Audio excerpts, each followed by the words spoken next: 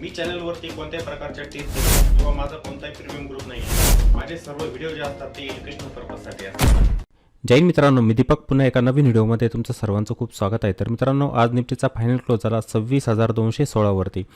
26,216 वरती आजच्या दिवशी निफ्टीने फायनल क्लोज दिला आणि मार्केटमध्ये आजच्या दिवशी पण तेजी होती. लक्षात घ्या, मार्केट आपलं वीक नाही आहे. गेल्या काही दिवसांपासून मी नेहमी तुम्हाला सांगतोय की आपलं मार्केट वीक नाही आहे. कंटिन्युअसली एक नवीन लेवल मार्केटमध्ये बनत जात आहे. ठीक आहे, आजच्या दिवशी पण मार्केटमध्ये एक शॉर्ट कव्हरिंग रॅली आपल्याला बघायला मिळाली. आजचा दिवस जो होता तो होता मंथली एक्सपायरीचा. मंथली जे कॉन्ट्रॅक्ट होते, ठीक आहे, सर्वांना माहीत असतील मंथली कॉन्ट्रॅक्ट काय असतं, एक्सपायरी कशी होत असते. शेवटच्या गुरुवारी एक्सपायरी होत असते, महिन्याच्या शेवटच्या गुरुवारी. ही मंथली एक्सपायरी. आणि जेव्हा आपण इंडेक्स ऑप्शनमध्ये काम करत असतो तिथे विकली पण एक्सपायरी असतात. त्यानंतर आपण जेव्हा स्टॉक ऑप्शनमध्ये काम करत असतो तिथे मंथली एक्सपायरी असतात आणि त्या होतात शेवटच्या गुरुवारच्या दिवशी. ठीक आहे, म्हणजे महिन्याचा जो शेवटचा गुरुवार असतो ना, तेव्हा ही मंथली एक्सपायरी होत असते. मग ह्या मंथली एक्सपायरीमध्ये चांगली शॉर्ट कव्हरिंग पण मार्केटमध्ये आपल्याला बघायला मिळाली. म्हणजे मार्केट आपलं वरती गेलं आणि वरती जाऊन क्लोज दिला. आता ही कन्सेप्ट मी तुम्हाला मागच्या वेळेला पण एका व्हिडिओमध्ये सांगितली होती बघा. तुम्हाला जर आठवत असेल, एक व्हिडिओमध्ये मी चांगल्या पद्धतीने एक्सप्लेन केलं होतं की मार्केट आपलं वरती का गेलं. तो व्हिडिओ पण सर्वांनी बघितलेला असेल. तर काही जण म्हणतात की मार्केट वरती गेलं, कोणती न्यूज मार्केटमध्ये आली, ते फक्त न्यूजचा विचार करत असतात. आणि मी नेहमी तुम्हाला सांगत असतो की न्यूज बघून काम करत जाऊ नका. कन्सेप्ट आहे त्या समजून घ्या, मार्केटला समजून घ्या, मार्केटचं स्ट्रक्चर समजून घ्या.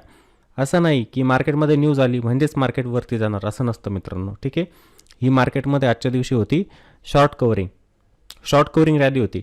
आणि आजचा क्लोज पण चांगला आलेला आहे. हे बघा, प्रत्येक दिवसाला नवीन लेवल निफ्टीमध्ये येते. 26,216 वरती मार्केट क्लोज झालेलं आहे. तसं हाय जर बघितला आपण निफ्टीचा, तो हाय पण मी तुम्हाला सांगतो किती होता, इथे समजेल तुम्हाला. बघा, हाय 26,250. 26,250 हा निफ्टीचा बनला आता एक नवीन ऑल टाईम हाय. आपण त्याला म्हणू शकतो लाईफ टाईम हाय. म्हणजे निफ्टी आपल्या लाईफ टाईम हायवरतीच ट्रेड करते आता कंटिन्युअसली.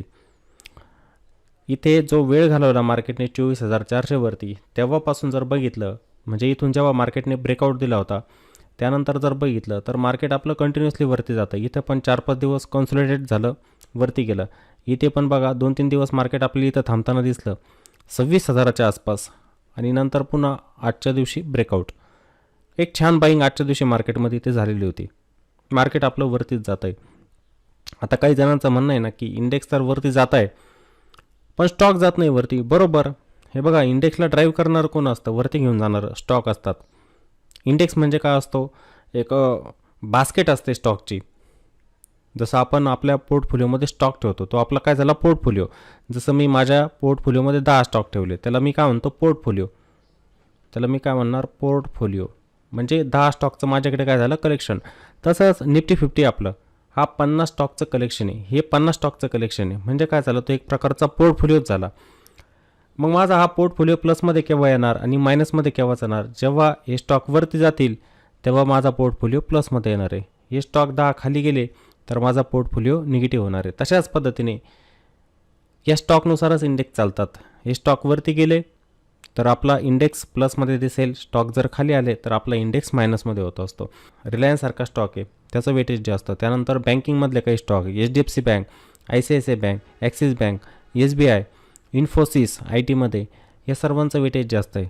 मग असे स्टॉक जर चालायला लागले म्हणजे त्यांच्यामध्ये जर बाईंग येत गेली तर इंडेक्स थांबणार नाही. मग बाकीचे 20 स्टॉक जरी 1-2% तुम्हाला निगेटिव्ह दिसत असतील तर काही फरक पडत नाही इंडेक्सवरती, कारण की इंडेक्सला वरती घेऊन जाणारे स्टॉक आहेत तिथे. कन्सेप्ट माझ्या मते सर्वांना लक्षात आलेली असेल. तर मार्केटमध्ये विकनेस नाही मित्रांनो.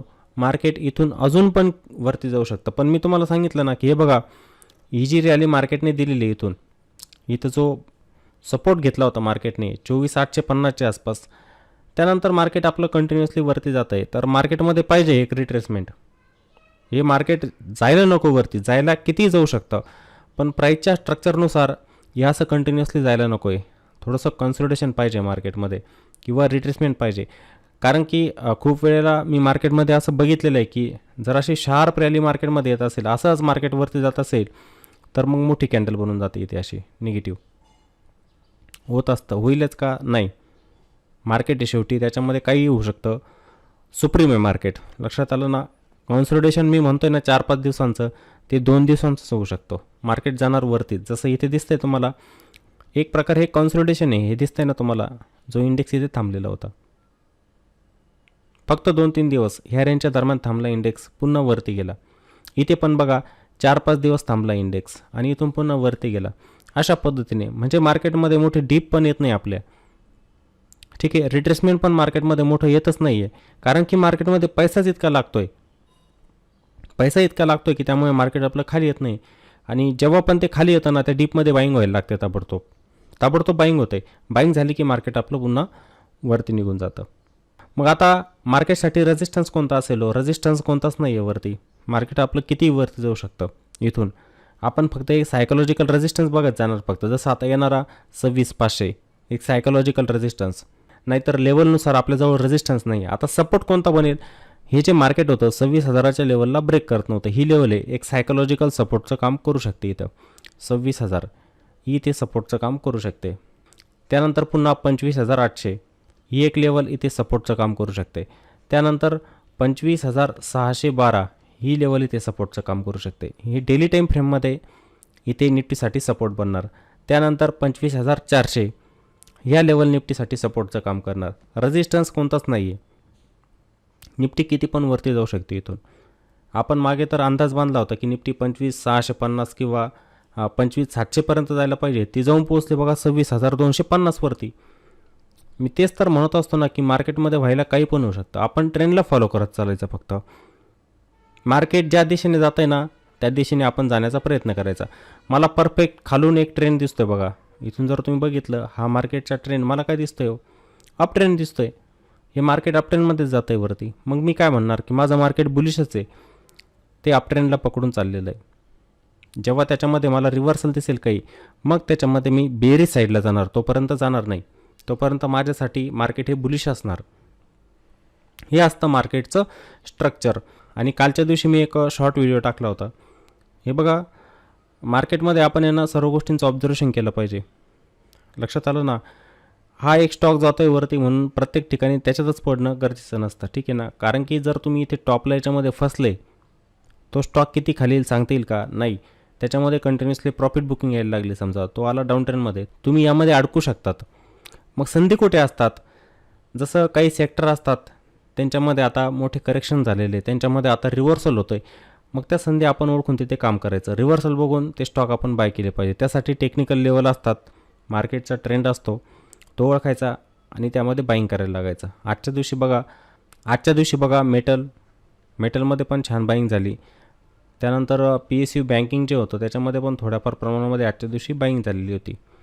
आणि येणाऱ्या दिवसांमध्ये अजून पण येऊ शकते. खूप सारे स्टॉक आहे. Tata steel, steel authority, NMDC, मी नावं सांगू शकतो तुम्हाला, असे स्टॉक आहे किती छान चाललेले. वेदांता किती मस्त त्यांच्यामध्ये बाईंग येते. मग याच्यामध्ये आपण संधी बघून काम करायचं. काही जण काय करतात, मोठी रॅली होऊन जाते, मग त्याच्यामध्ये एंट्री घेण्याचा प्रयत्न करतात. तिथंच ते ट्रॅप होत असतात. ट्रॅप व्हायचं नाही मार्केटमध्ये शक्यतो. आणि तुम्ही घेतली जरी एंट्री, तर मग एक स्टॉप लॉसचा एरिया तुमचा असला पाहिजे की मला ह्या लेवलच्या खाली निघून जायचं स्टॉकमधून. कारण की बहुतेक जणांनी डिफेन्स, त्यानंतर रेल्वे अशा स्टॉकमध्ये एकदम टॉपला एंट्री घेऊन टाकलेली. आणि त्या दोन्ही सेक्टरचे स्टॉक बघा तुम्हाला परफेक्ट डाऊन ट्रेंडमध्ये येताना दिसणार, अशाच पद्धतीने खाली येताना दिसणार. मग बहुतेक जण त्याच्यामध्ये ट्रॅप झालेले, ते स्टॉकला होल्ड करत आहेत. हीच चुकी होत असते तुमची. प्रोबॅबिलिटी कोणत्या ठिकाणी जास्त असते ना प्रॉफिटची, त्याच जागेवरती तुम्ही त्या स्टॉकमध्ये एंट्री घेतली पाहिजे. लक्षात आलं. ETF पण असतात बाईंगच्या संधी, वेळोवेळी येत असतात त्या. मी नेहमी तुम्हाला बोलतो, ETF सारखं सेफ सेगमेंट नाही मार्केटमध्ये काम करण्यासाठी, ट्रेडिंग करण्यासाठी. तिथे पण जाऊ शकतात तुम्ही, पण तुम्ही ऑप्शनला पकडून बसलेले फक्त की मला करायचं तर ऑप्शन ट्रेडिंग आणि पैसा बनवायचा तर ऑप्शनमध्ये. आणि सर्वात जास्त लॉस तिथेच होतं आहे हे माहीत असूनसुद्धा प्रत्येकजण त्याच ठिकाणी जातो आहे. जिथे पैसा बनतो आहे तिथे कोणी जात नाही आहे. तर समजून घ्या मार्केटला आणि थोडंसं व्यवस्थितपणे काम करत चला, ठीक आहे. तर ह्या काही महत्त्वाच्या लेवल आपण डेली टाईम फ्रेममध्ये बघितल्या. डेली टाईम फ्रेममध्ये हे मार्केटसाठी सपोर्ट बनू शकतात. मार्केट आपलं जातं आहे अप ट्रेंडमध्ये. मग आता आपण 5 मिनिटांमध्ये जाऊ.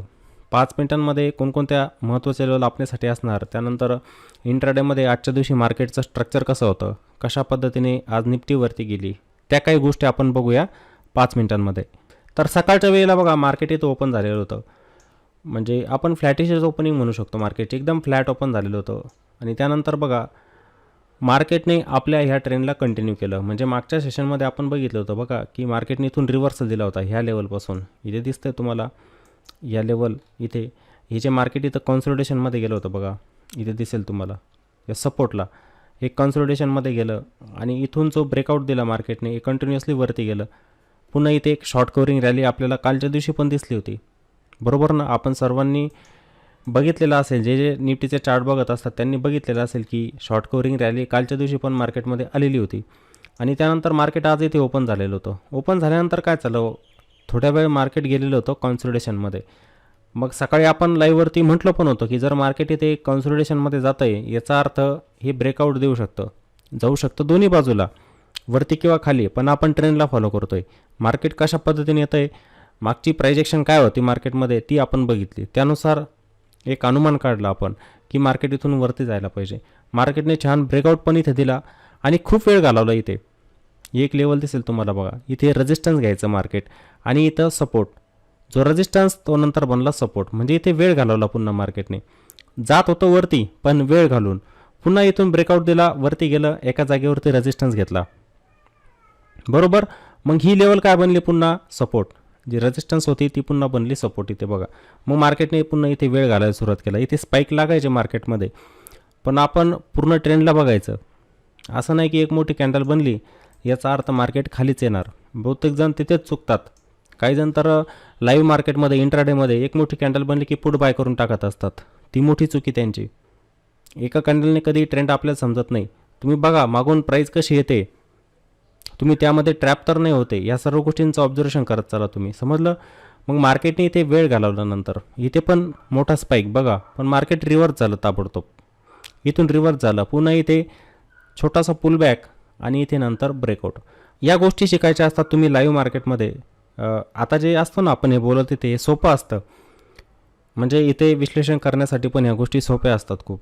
आपण आरामात एक्सप्लेन करू शकतो त्याला की इथून निफ्टीवरती जाणार. पण लाईव्ह मार्केटमध्ये समजून घ्या मार्केटमध्ये काय होतं आहे नेमकं, इथे हे मार्केटवरती का जाणार आहे, या सर्व गोष्टी तुम्हाला लाईव्ह मार्केटमध्येच समजणार. नाहीतर जेव्हा चार्ट बनून जातो ना त्या गोष्टी सांगायला पण खूप सोप्या असतात आणि समजण्यासाठी पण खूप सोप्या असतात. पण माझा उद्देश काय की सर्वांनी हे लाईव्हवरती शिकावं, या कन्सेप्ट ज्या असतात त्या क्लिअर झाल्या पाहिजे तुमच्या. मग हे जे मार्केट होतं इथे ब्रेकआउट का दिलं होतं मार्केटने, तर इथे हे शॉर्ट कवर झाले होते. जेवढ्या पण स्ट्राईक होत्या कॉलच्या तिथे तुम्ही जाऊन बघायचं की कॉलची अनवाइंडिंग झालेली होती. 26,000ची स्ट्राईक, 26,000चे कॉल तिथे पण बघा. त्यानंतर 26,100चा कॉल ऑप्शन, या सर्व 26,150, 26,200 इथे सर्व जे कॉल रायटर होते त्यांनी आपल्या पोझिशन स्क्वेअर ऑफ केलेल्या होत्या. कॉलची अनवाइंडिंग झाली, जे शॉर्ट होते मार्केटमध्ये ते कवर झाले, त्यामुळे मार्केटमध्ये ही रॅली आली. याला आपण काय म्हणतो असतो, शॉर्ट कवरिंग. याला आपण म्हणतो शॉर्ट कवरिंग रॅली. मग मार्केट इथून वरती जात असतं. लक्षात आलं ना. नाहीतर काही जण म्हणतील की मार्केटमध्ये अशी न्यूज आली होती त्यामुळे मार्केट वरती गेलेलं होतं. कन्सेप्ट समजा, लक्षात आणा. तुम्ही करू नका, मी तर म्हणणार प्रत्येकाला की ऑप्शन ट्रेडिंग करू नका, पण मार्केटमध्ये आले तर या गोष्टी पण शिकून घ्या. टेक्निकल बघत चला स्टॉकचे, त्यांच्यामध्ये बाईंग सेलिंग करत चला, पण नॉलेज असू द्या या गोष्टींचं. फक्त न्यूजवरती डिपेंड नका राहू की न्यूज आली म्हणूनच मार्केट वरती गेलं. तरी मार्केट वरती गेलेलं होतं शॉर्ट कवरिंगमुळे, आलं लक्षात. आणि नंतर मग एक वरची लेवल बनवली मार्केटने 26,250ची आणि थोडंसं रिट्रेसमेंट आलं नंतर शेवटी.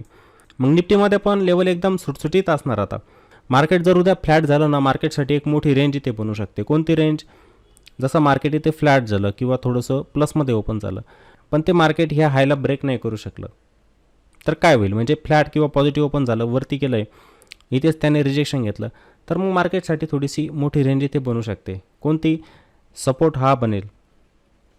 हा सपोर्ट म्हणजे 26,114 ही लेवल बनेल मार्केटसाठी सपोर्ट. म्हणजे मार्केट जर इथे वरतून जर खाली आलं, पुन्हा ही जी शॉर्ट कवरिंग रॅली होती अशा पद्धतीने ते जर पुन्हा असं खाली जर आलं तर पुन्हा मग ही लेवल सपोर्टचं काम करणार.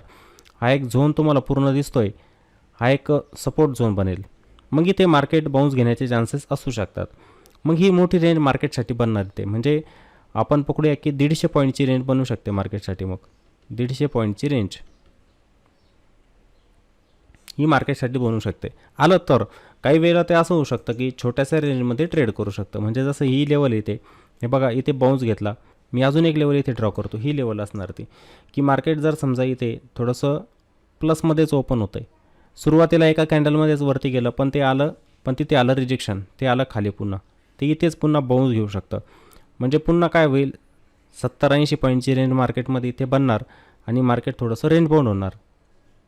लक्षात आलं, रेंज बाउंड होण्याचे पण चान्सेस असू शकतात की एक दिवस रॅली एक दिवस पॉज, समजलं ना, एक दिवस रॅली एक दिवस पॉज असं पण स्ट्रक्चर इथे मार्केटमध्ये बनू शकतं. किंवा असं पण होऊ शकतं की 1-2 तास मार्केटने जर इथे वेळ घालवला, थोडंसं प्लसमध्ये फ्लॅट ओपन होऊन इथे जर वेळ घालवला मार्केटने 1-2 तास, तर ते फायनली ते मग पुन्हा ब्रेकआउट पण देऊ शकतं.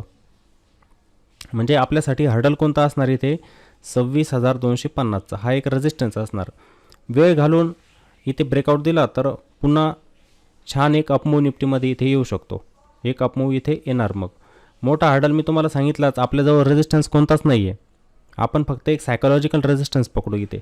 कोणता, 26,500, एक सायकोलॉजिकल रेजिस्टन्स तिथे असतात. मग मार्केटमध्ये मंदी करणार आहे, नाहीतर आपल्याकडे रेजिस्टन्स कोणताच नाही आहे, मार्केट जायला किती वरती जाऊ शकतं. मार्केटमध्ये हा मोमेंटम केव्हा तुटू शकतो, मार्केट खाली यायला ते टॉपपासून पण येऊ शकतं. मी असं म्हणत नाही की ते येणार नाही, येऊ शकतं. म्हणजे वरती ओपनिंग झालेली मार्केटची, इथे ओपनिंग झाली मार्केटची, वरती जात आहे, ते रेजिस्टन्स घेतं आहे, ते कंटिन्युअसली इंट्राडेमध्ये खाली पण येऊ शकतं. ते पण खाली मल्टिपल सपोर्ट आहे मार्केटसाठी. हे मल्टिपल काय असणार, सपोर्ट. जसं 26,114 हा एक सपोर्ट, 26,076 हा एक सपोर्ट आहे. हे मल्टिपल सपोर्ट बनत जात आहे मार्केटसाठी. इथे बाउन्स घेण्याचे चान्सेस असू शकतात. नाही घेतलं तर ते इंट्राडेमध्ये असं वीक पण होऊ शकतं ना, होतं. आपण खूप वेळेला बघितलं आहे की मार्केटने जेव्हा या 5 मिनिटांच्या टाईम फ्रेममध्ये इंट्राडेमध्ये एक मोठी रॅली दिलेली, तर तसंच मार्केट खाली पण आलेलं आहे दुसऱ्या दिवशी, झालेलं आहे खूप वेळेला. जर आपण चार्टला मागे घेऊन गेलो तर तशी ॲक्टिव्हिटी झालेली पण आहे. तर तसं इथे पण होऊ शकतं मग सेम ॲक्टिव्हिटी. लक्षात आलं. मग तो मार्केटचा फक्त इंट्राडेसाठी असेल डाऊन ट्रेंड, इंट्राडेसाठी फक्त. ओव्हरऑल मार्केटचं स्ट्रक्चर बुलिशच आहे. एक मोठा विकनेस या लेवलच्या खाली, ती लेवल पण दाखवतो मी तुम्हाला, ज्याच्या खाली विकनेस येणार. ही 26,029ची लेवल आहे इथे. हे जे मार्केट इथं थांबलेलं होतं ना, हे दिसतंय तुम्हाला, ही लेवल. आणि इथे पण ही जी कॅन्डल हिला शॅडो बनलेली, इथेच बाउन्स घेतला आहे जवळजवळ मार्केटने, याच्या खाली इथे येत असेल आणि जर 26,000च्या खाली मग थांबत असेल मार्केट, तर ती थोडीशी विकनेस, मोमेंटम तुटेल, बाकी काही नाही. लक्षात आलं ना, मोमेंटम तुटेल मार्केटचा. नाही तर मार्केट काय करतं आहे, आपल्या नवीन लेवल बनवत चाललेलं आहे. आणि प्रत्येक दिवसाला बघताय तुम्ही, आपण लेवलला फॉलो करत असतो, मार्केटचा ट्रेंड बघतो आपण. या गोष्टींचं चार्टवरती ऑब्झर्वेशन करत चाला तुम्ही फक्त, ठीक आहे. आपण हे फक्त टेक्निकल ॲनालिसिस करतो आहे. मी कोणालाही म्हणत नसतो की तुम्ही ऑप्शन ट्रेडिंग करा, ऑप्शन ट्रेडिंग अजिबात करायची नाही. त्याच्यामध्ये तुमचा एखाद दिवसाला पैसा बनेल. जसं आज मार्केटमध्ये कोणी जर एंट्री घेतली समजा, इथे हा पैसा बनला, दुसऱ्या दिवशी मार्केट ब्रेकआउट देताना दिसेल, तुम्ही तिथे एंट्री घ्याल, मार्केट खाली येऊन जाणार, तुमचा लॉस होईल. अशाच गोष्टी होतात. जी पण व्यक्ती ऑप्शन ट्रेडिंगमध्ये येत असते ना, ती अशाच पद्धतीने चुका करते. आता काही जण हेजिंग करतात, हे पोझिशनल जात असतील, डायरेक्शनल त्यांची स्ट्रॅटेजी असेल काही हेज करून ते बनवतात पैसा. मग त्याच्यामध्ये काय असतं, तुमची लिमिटेड रिस्क असते आणि लिमिटेड प्रॉफिट पण असतं. पण काही जण काय करत आहे की मोठ्या क्वांटिटी घ्यायच्या, 200 लॉट 300 लॉट, आणि बाईंग करायची, दुसऱ्यांची कॉपी करायची, त्यामुळे ते जास्त लॉस करून घेते. आणि सेबीचा डाटा आला, तुम्ही सर्वांनी रीड पण केलेला असेल की जवळजवळ 91% लोक FNOमध्ये लॉसमध्येच आहे. मग तुम्ही सांगा, हे प्रत्येकजण ऑप्शन करत असतो, प्रॉफिट होतं आहे कोणाला, नाही होते. मग नाही होते, तुम्हाला माहिती आहे की माझा इथे लॉसच होणार आहे, माझा पैसाच बनणार नाही. मग याच्यामध्ये काम का करतात, टेक्निकलवरती मजबूत पकड बनवा, स्विंग ट्रेडिंग करा, स्टॉकमध्ये ETF करा ट्रेडिंग, तिथे पैसा बनेल. या लेवल तुम्हाला आता इथे समजलेले असतील की कशा पद्धतीने निफ्टीवरती जाऊ शकते. हे खाली सपोर्ट पण तुम्हाला समजलेले असतील. हे बघा, जसं मार्केटवरती जाताना तसं खाली पण येत असतं. मग हे सपोर्ट लक्षात ठेवायचे तुम्ही की जसं 25,953, 25,925, 25,890 ह्या लेवल इथे सपोर्टचं काम करणार. मग खाली जर निफ्टी कंटिन्युअसली आली खाली, तर इथे बाउन्स घेण्याची संभावना जास्त. उद्यासाठी हा एक झोन जो असेल ना, हा सपोर्टचं काम करेल. हा जिथे मार्केटने वेळ घालवला होता, ही लेवल दिसते तुम्हाला, मी इथे हा एक झोन टाकून देतो म्हणजे लक्षात येईल तुम्हाला. येते हा एक झोन, हा झोन निफ्टीसाठी इथे सपोर्टचं काम करू शकतो. समजा निफ्टी जर स्लिप झाली तर इथे बाउन्स घेण्याची संभावना निफ्टीची जास्त. लक्षात आलं. आणि मार्केटमध्ये काम करताना स्टॉप लॉसला विसरू नका. मार्केट सुप्रीम आहे, आपल्या विरुद्ध पण मार्केट जात असतं. आपलं ॲनालिसिस काही वेळेला चुकतं. समजतं, आपल्याला दिसतं आहे की मार्केट आता वरती जातं आहे, पण अचानक तो ब्रेकआउट फेल होतो, मार्केट खाली येऊन जातं. मग तुम्ही जर स्टॉप लॉस लावलेलं नसेल तर ते मार्केट किती खाली येणार ते आपल्याला माहीत नाही. येतं आहे लक्षात तुम्हाला. जसं इथेच या, इथे तुम्हाला एक एक्झाम्पल देतो मी. इथे या, इथे आले, हे मार्केट आहे, हे कॉन्सोलिडेशनमध्ये जातं आहे अशा पद्धतीने. आता काही जण काय म्हणतात की हा सपोर्ट ब्रेक होतो आहे, मी इथे काय करतो, पुट बाय करून टाकतो. पुट बाय करताय म्हणजे इथे बनणारी पहिली कॅन्डल निगेटिव्ह होती, मोठी कॅन्डल बनत होती. बरं, तुम्ही पुट बाय केलं, तुमचा स्टॉप लॉस एरिया कोणता, किती पॉईंटचा स्टॉप लॉस तुम्ही लावताय, तुम्हाला कोणत्या पॉईंटच्या खाली निघायचं आहे हे माहीत असलं पाहिजे ना तुम्हाला. जर तसेच थांबले तुम्ही आणि हे मार्केट असं जर वरती जात असेल, संपलं. आज एक्सपायरी होती, ते प्रीमियम काय होणार, झिरोच. ते प्रीमियम काय होणार, झिरो. पुढचं प्रीमियम पूर्णपणे झिरो होऊन जाणार. किंवा काही जणांनी याच्यामध्ये पुट साईडला जाण्याचा प्रयत्न केला असेल, ते मार्केट झालं रिव्हर्स, ते गेलं वरती निघून. मग तुम्ही जर तुमचा स्टॉप लॉस तुमच्या सिस्टममध्ये लावलेला नसेल तर ते प्रीमियम पूर्णपणे झिरो होऊन जाणार. तुम्ही जर समजा ॲट द मनीचा एखादा पुट ऑप्शन बाय केलेला आहे, त्याचं प्रीमियम चालू आहे 40 रुपये. लक्षात आलं. मार्केट गेलं वरती निघून, हे प्रीमियम लास्टला होणार झिरो, म्हणजे तुम्हाला पूर्ण 40 रुपयांचा इथे लॉस झाला. तर तशा गोष्टी करायच्या नाही. त्यासाठी स्टॉप लॉस खूप महत्त्वाचा असतो मार्केटमध्ये. मार्केट सुप्रीम आहे, त्याच्यात काही पण होऊ शकतं. माझ्या मते निफ्टीचं स्ट्रक्चर तुम्हाला या ठिकाणी समजलेलं असेल. उद्याचा ट्रेंड या ठिकाणी कसा असू शकतो, ओव्हरऑल स्ट्रक्चर कसं आहे निफ्टीचं हे पण तुम्हाला समजलेलं असेल. आणि मित्रांनो, जर व्हिडिओ आवडला तर व्हिडिओला नक्की लाईक करत चला. व्हिडिओला कॉमेंट फार कमी असतात, थोड्या कॉमेंट केल्या पाहिजे तुम्ही. तुम्हाला जर व्हिडिओ आवडतो आहे ना, व्हिडिओला कॉमेंट पण करायचं आणि व्हिडिओला जास्तीत जास्त शेअर पण करत चला. चला तर मग पुन्हा भेटू एका नवीन व्हिडिओमध्ये. जय हिंद.